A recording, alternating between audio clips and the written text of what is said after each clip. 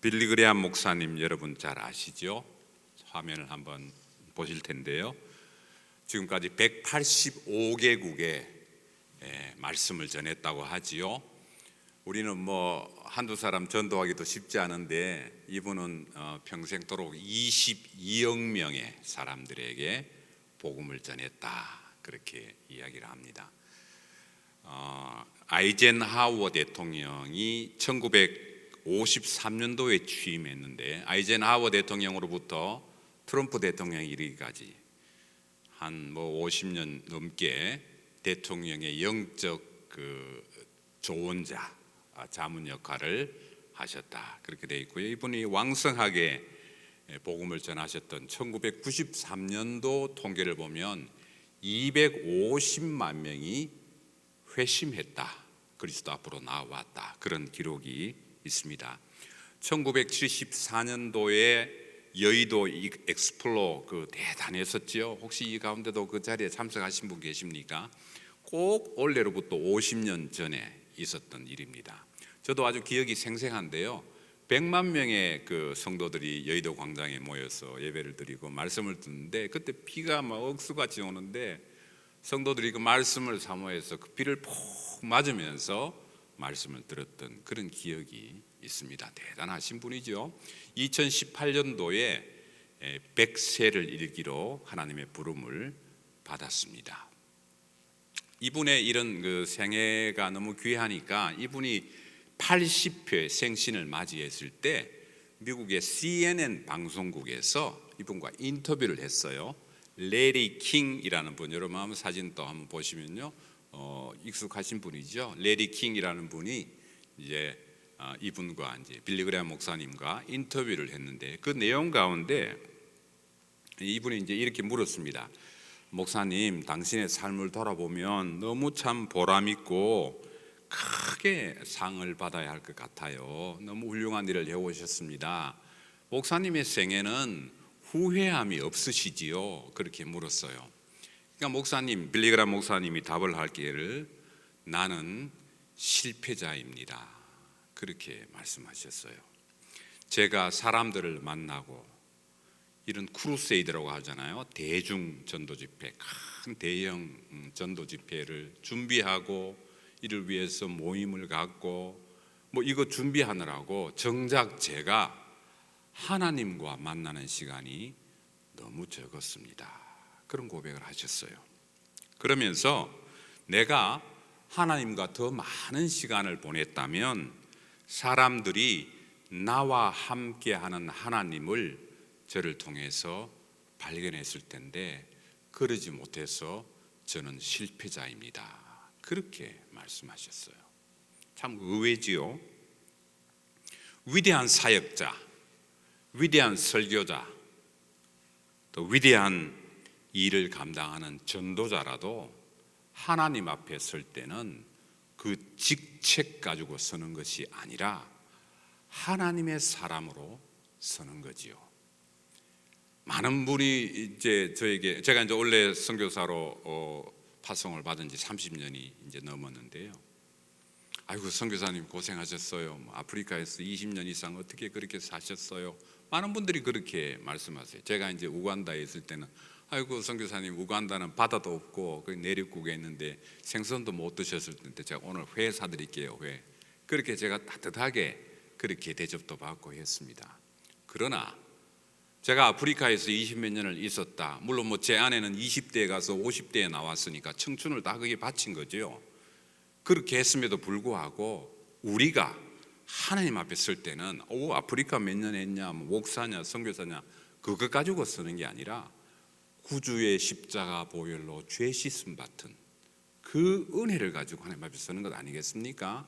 그래서 하나님 앞에 선다는 것은 직책과 직분 가지고 우리 사역 가지고 서는 게 아니라 내가 얼마나 예수님의 그 십자가의 보혈의 은혜에 참 감격에 그 은혜의 그 보답으로 서는 거죠. 오늘 디모데전서 6장 11절 본문으로 가보면요, 바울이 디모데를 부를 때 사역자 디모데야, 형제 디모데야, 내 아들 디모데야, 바울은 영적인 아들이라고 생각했으니까 디모데를 후임 목회자 있으니까 목사님 디모데야 그렇게 부르지 않았습니다. 바울이 디모데를 부를 때 너 하나님의 사람아 그렇게 불렀어요. Man of God, 하나님의 사람아.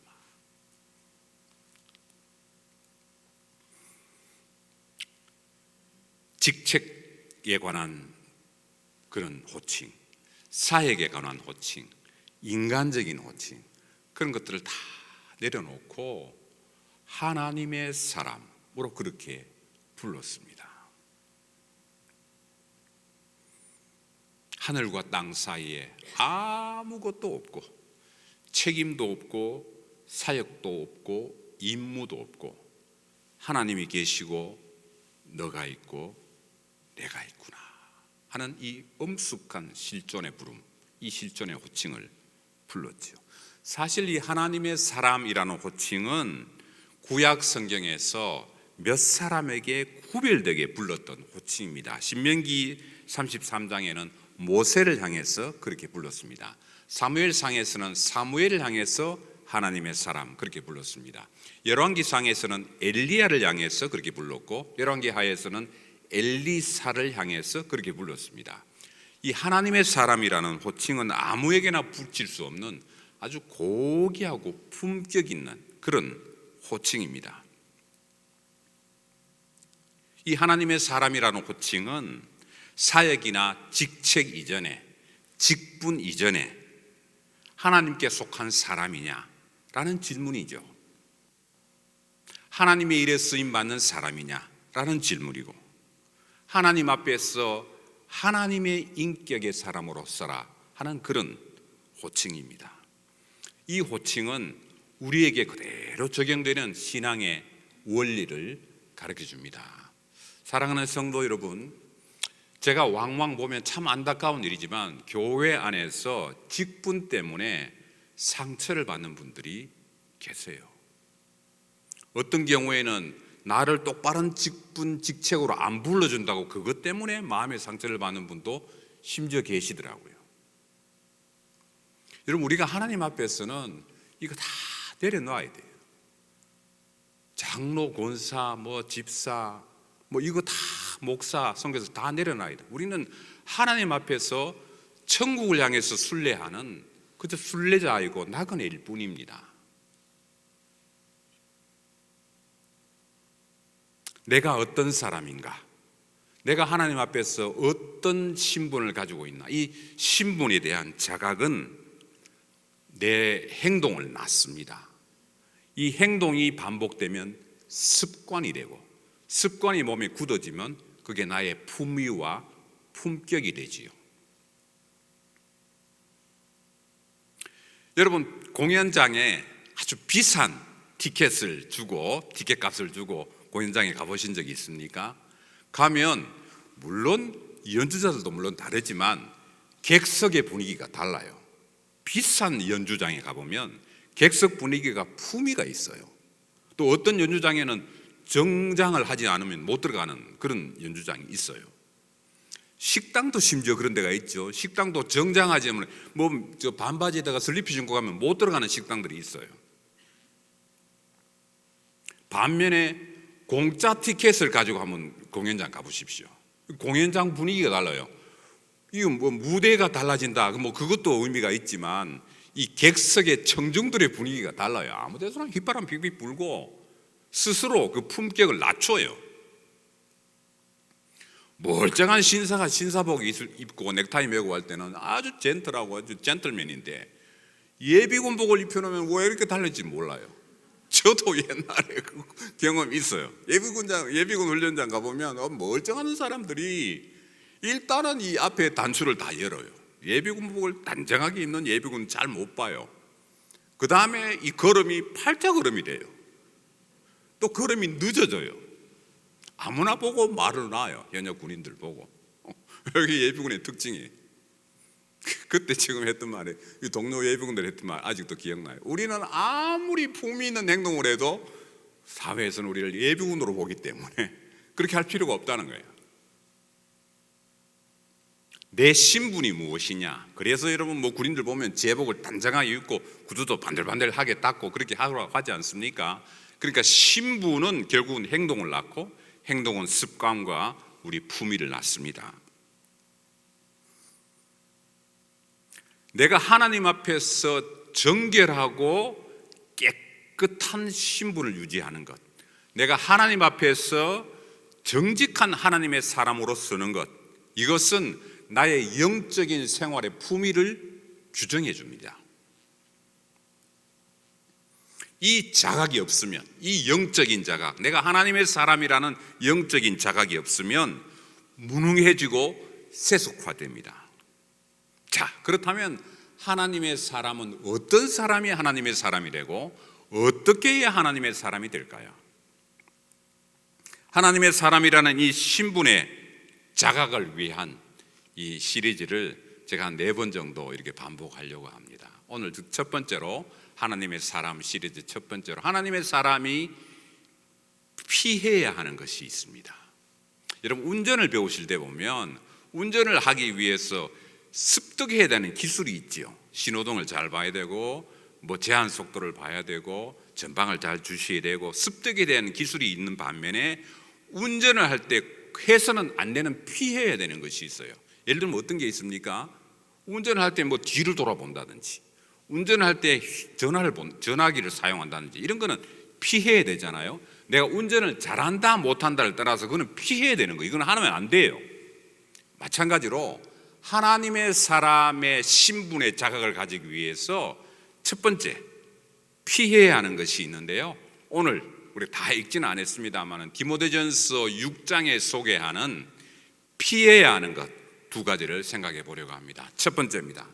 디모데전서 6장 11절 먼저 한번 볼까요? 6장 11절 오직 너 하나님의 사람아 이것들을 피하고 그랬지요. 이것들이 무엇일까? 오늘 이제 앞으로 돌아갑니다. 6장 3절로 갑니다.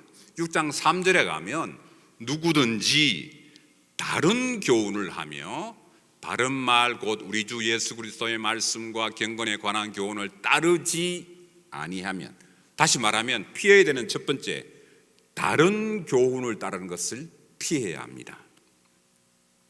자, 다른 교훈을 피하지 않고 그냥 다른 교훈을 따르고 그 다른 교훈을 그냥 추종하면 어떻게 될까요? 4절 5절에서 소개하고 있는데요.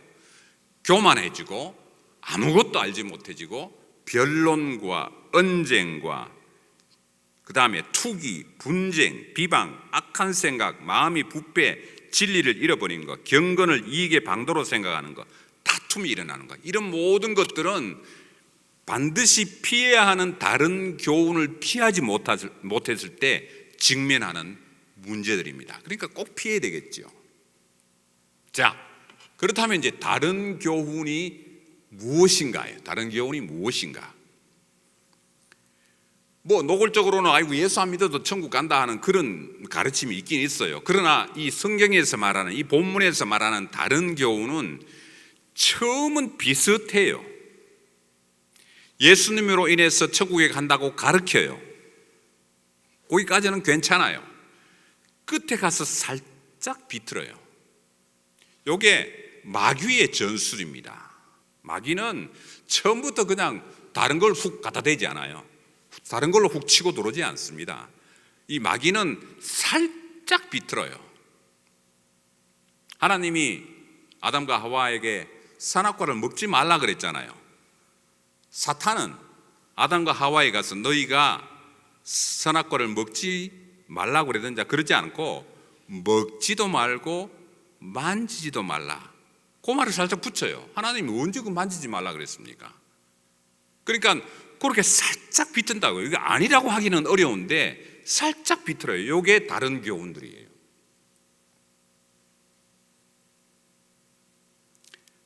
처음에는 예수님을 통해서 구원을 받는다 가르칩니다. 그 살짝 왜곡해서 다른 방법도 있다 그렇게 가르칩니다. 물론 예수님을 통해서 천국도 가지만 다른 방법도 있다. 그러면서 흔히 말해 서울에서 부산 가는 길이 뭐 비행기로도 가고 기차로도 가고 차로 자동차도로 가는데 여러 가지 방법이 있다. 그런 말도 안 되는 예를 들어요. 초대교회 당시에는 유대의 전통들, 문화들, 할례를 받아야 된다. 그렇게 가르쳤습니다. 복음보다. 오늘날 보면 이 외형주의 있죠. 형식과 관습을 복음 자체보다 더 중요시 생각하는 것. 교회 전통이 무너지면 아주 큰일 날 줄 알아요. 교회의 관습이 무너지면 큰일 날 줄 알아요. 복음 자체보다 그것을 더 중요시 생각하는 것. 또 다른 가르침도 있습니다. 종교의 본질은 비슷하기 때문에 무엇이든지 열심히 믿으면 된다. 요거지요. 언뜻 들으면 맞는 것 같아요. 굉장히 제너러스해요. 어느 종교나 열심히 믿으면 되지 뭐. 여러분도 혹시 그렇게 생각하십니까? 제가 아프리카에 있을 때 거기 비즈니스를 크게 하시는 사업가가 계셨는데요. 동국대학교 불교학과를 나온 굉장히 독실한 불자였습니다. 자기 집에다가 조그마한 법당을 만들어 놓고 거기 이제 불상을 올려놓고 매일 새벽 4시에 예불을 드리는 분이에요. 우리 새벽기도 하듯이 매일 예불을 드려요. 독실한 불자입니다. 그런데 성탄절, 부활절 되면 우리 신학교에 얼마나 많이 헌금도 하고 뭐 이렇게 그 고기도 우리 신학생들 먹이라고 고기도 선물하고 그래요. 그래서 이제 한 번은 좀 편한 자리에서 그러는 사장님은 독실한 불자인데 어떻게 이렇게 우리 교회에 이렇게 그 헌금도 많이 하시고 선물도 많이 하시고 그렇게 하세요. 근데 그분이 하신 말씀이 내가 부처님한테도 좀 이렇게 크레딧 얻고 예수님한테 얻어놓으면 언젠가 하나는 걸리겠지 뭐. 요거를 좀 어려운 말로 종교 다원주의라고 합니다. 부처도 예수도 뭐 도와주겠지 뭐. 뭐도 열심히 믿는 사람이 뭐 정성이 하늘에 닿으면 다 된다.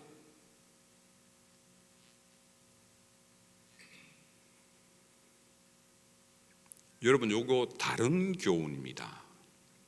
성경은 그렇다면 바른 교훈을 어떻게 이야기하고 있는가? 제 얘기가 아니고 성경의 얘기를 한번 보십시다. 요한복음 3장 16절입니다. 하나님이 세상을 이처럼 사랑하사 독생자를 주셨으니 이는 그를 믿는 자마다 멸망하지 않고 영생을 얻게 하려 하심이라. 사도행전 말씀으로 갑니다.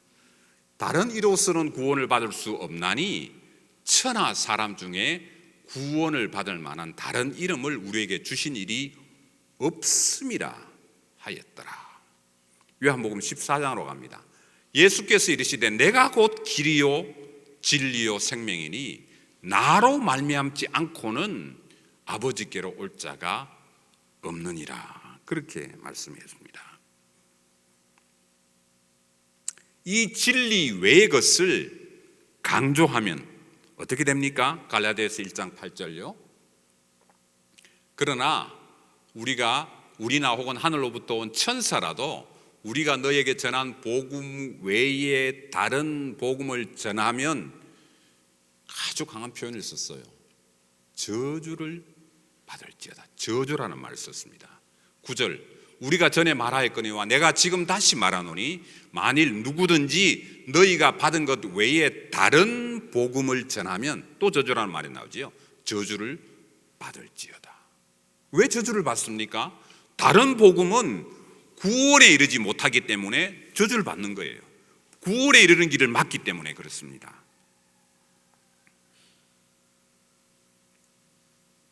하나님의 사람의 신분 자각이, 우리 영적인 신분 자각이 우리의 신앙생활에 품위를 견적한다 그랬죠. 두 번째입니다. 하나님의 사람이 피해야 할 것. 본문 디모데전서 6장 10절입니다. 돈을 사랑함이 일만하게 뿌리가 되나니 이것을 탐내는 자들은 하고 그렇게 경고를 하고 있습니다. 성경은 그리스도인들이 부자가 되는 것을 죄악시하지 않습니다. 성경에 보면 아주 의로운 부자들이 있었습니다. 예수님이 돌아가시고 예수님의 시체를 장사 지냈던 아리마대 요셉은 부자였습니다. 우리가 잘 아는 이탈리아의 이 백부장이었던 고넬료도 부자였지요. 또 있어요. 삭개오도 부자였습니다. 마게도냐의 환상을 보고 바울 일행들이 복음을 전하는데 마게도냐의 첫 성을 들어갔는데 그냥 참 허공에 방맹이 달기로 그 첫 성이 들어가서 복음을 전하는데 어떻게 교회를 개척하고 누구를 의지하고 어디에 머물고 합니까? 그런 막막한 그런 상황에서 자기 집을 내어주고 자기 집에서 교회를 하도록 허락한 사람이 루디아라는 여성도였어요. 부자였어요. 루디아라는 여성도 집에서 빌립보 교회가 개척되고 시작되었습니다. 제가 또 성경을 쭉 보다 보니까 어제 오늘 읽은 성경 가운데 보니까 열왕기 하에 수넴 여인이 있어요. 수넴 여인이 굉장히 부자였어요. 그래서 엘리사가 갈 때마다 식사 대접을 했어요. 그리고 뭐 이게 갈 때마다 식사 대접하는 것을 떠나서 더 나가서 아예 집을 지었어요. 방 한 칸을 새로 딱 지어가지고 성경의 표현대로 하면 작은 방에 침상을 놓고 책상을 놓고 의자를 놓고 촛대를 놓고 올 때마다 머물도록 했다. 그렇게 기록하고 있습니다. 요즘으로 말하면 성경관을 지은 거죠. 성교관. 제가 어떤 지역에 가면 아이고 선교사님 이리 오실 때는 걱정하지 마시고 연락만 하시면 제가 다 비워놓을 테니까 마음껏 쓰십시오. 그런 귀한 성도들이 있겠어요.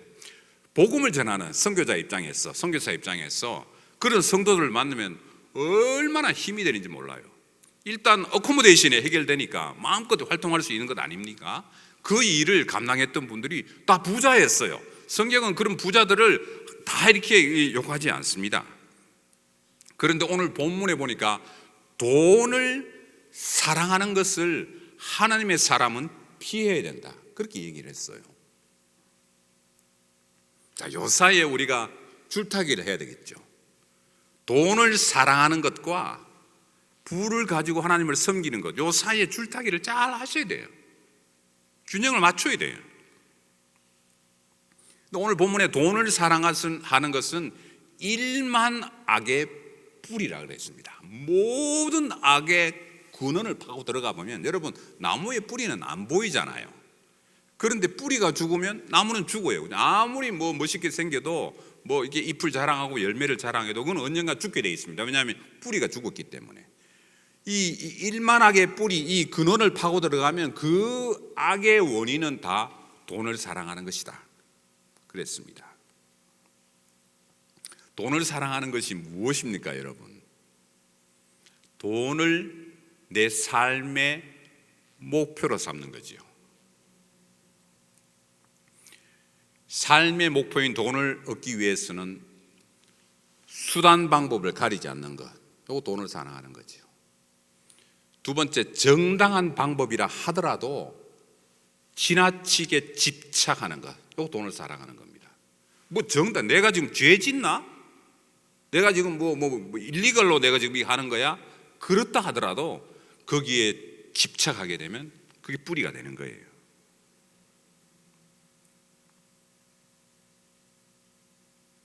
결국은 믿음의 길에서 이탈할 가능성이 많습니다. 자, 돈을 사랑하는 것을 피한다는 것은 그러면 무엇일까요? 돈은 목적이 아니라 수단일 뿐이라고 날마다 되뇌이는 거죠. 날마다 우리를 훈련하는 거죠.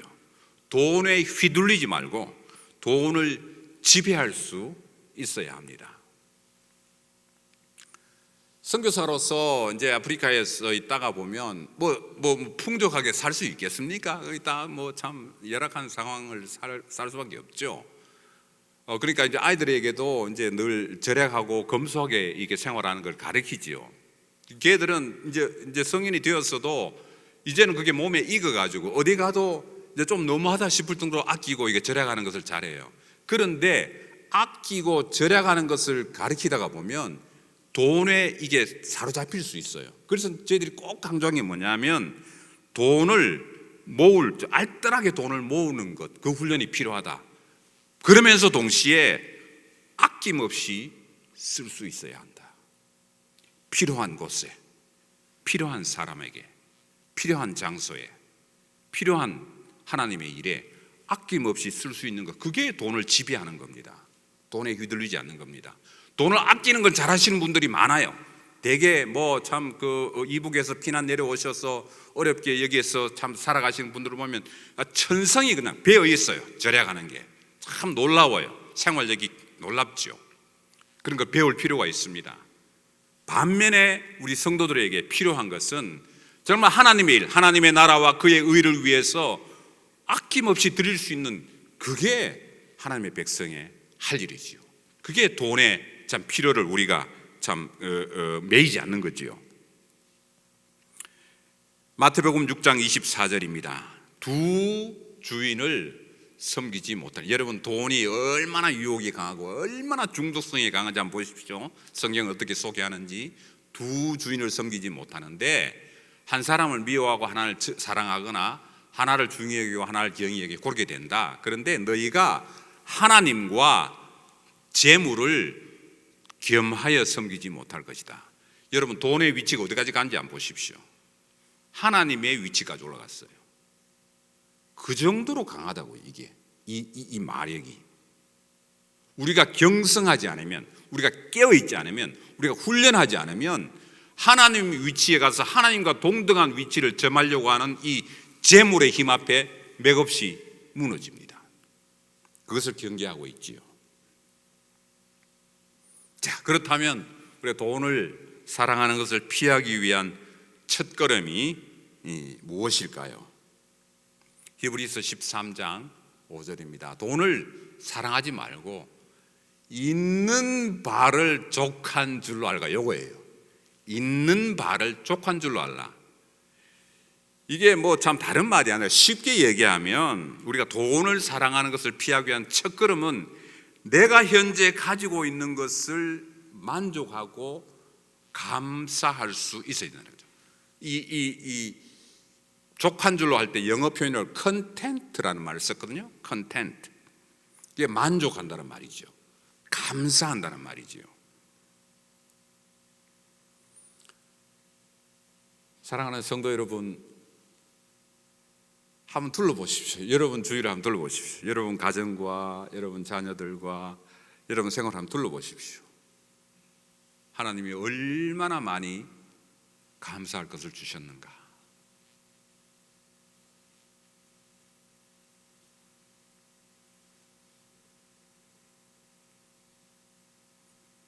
말씀을 맺습니다. 하나님의 사람으로 우리가 신분 인식을 하기 위해서 첫 번째, 시리즈 첫 번째, 피해야 하는 것이 있다고 그랬죠. 영적인 생활을 위해서는 다른 교훈을 피해야 하는 것. 성경을 여러분 읽으시다가 보면 성경의 교훈과 가르침이 때로는 여러분들이 이해가 안 될 때가 있어요. 야, 이거는 정말 맞는 말이네. 그런 말씀도 있지만, 그래서 송이굴보다 달라고 그랬구나. 그런 말씀도 있지만, 이거는 이상한데, 내가 이거 따라가다가 내가 도저히 내가 자신이 없는데, 그런 말씀도 있어요. 진짜 맞는가? 그런 말씀도 있어요. 다 알고 믿으려 하지 말고 믿고 나아가다 보면 하나님께서 지혜를 주실 줄로 믿습니다. 그게 우리 지혜예요. 다른 교훈을, 그래서 다른 교훈을 내 잘 이해되고 내 합리적인 그 참 판단에 도움이 되는 쪽으로만 해석하려고 하지 말고, 내가 잘 이해가 안 돼도, 내가 참 의혹이 생겨도 믿고 나아가는 것. 첫 번째. 두 번째, 육적인 생활을 위해서는 우리 육적인 생활에 가장 필요한 우리 돈을 우리 삶에 꼭 필요한 요소임에도 불구하고 돈을 지배해 나갈 수 있도록, 돈을 내가 컨트롤할 수 있도록, 소중한 것이지만 거기에 휘둘리지 않도록 검소하고 절약하고 아껴야 하지만 하나님의 나라와 그의 의를 위해서는 내가 아낌없이 드릴 수 있는, 물질에서 노연하는 그 자유함을 누리는 하나님의 사람으로 든든히 서기를 주의 이름으로 축원합니다. 기도하겠습니다. 하나님 아버지, 감사합니다. 하나님은 우리를 직분으로 사역의 역할로 포지션으로 부르지 않고 하나님의 사람으로 부르십니다. 이 세상에 하나님과 나, 그리고 참 구속하신 그리스도의 보혈만 있는 이 엄숙한 실존 앞에 우리가 설 수 있게 되기를 원합니다. 그래서 하나님의 사람으로 다른 교훈을 버리고 돈을 사랑하는 것을 버림으로 우리의 영적인 신분을 자각하는 저희들 될 수 있도록 그렇게 이끌어 주십시오. 그래서 능력 있고 영향력 있고 파워가 있는 그런 영적인 사람으로 다 설 수 있기를 원합니다. 예수님의 이름으로 기도하옵나이다. 아멘.